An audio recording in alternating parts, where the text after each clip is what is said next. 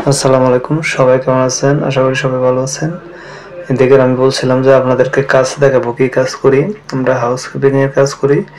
এটা হচ্ছে দোতলা একটা হোটেল।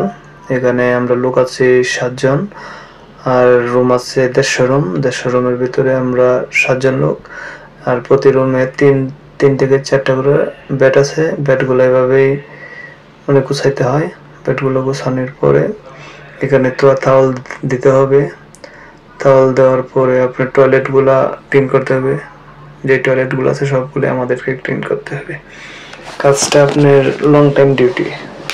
এসির ভিতরে তার জন্য আমাদের শরীরে তেমন একটা মানে বোঝা যায় না যে আমি পরিশ্রম করছি। সারাক্ষণ ঠান্ডার ভিতরে তো বোঝা যায় না, কিন্তু এটা যদি বাইরে হইতো তাহলে বোঝা যেত। লং টাইম ডিউটি, 1 মিনিট বসার মতো সুযোগ নেই, এমন অবস্থা। মানে আপনি কি করতেছেন না করতেছেন এটা কোনো ম্যাটার না, আপনার কাছে থাকতে হইব।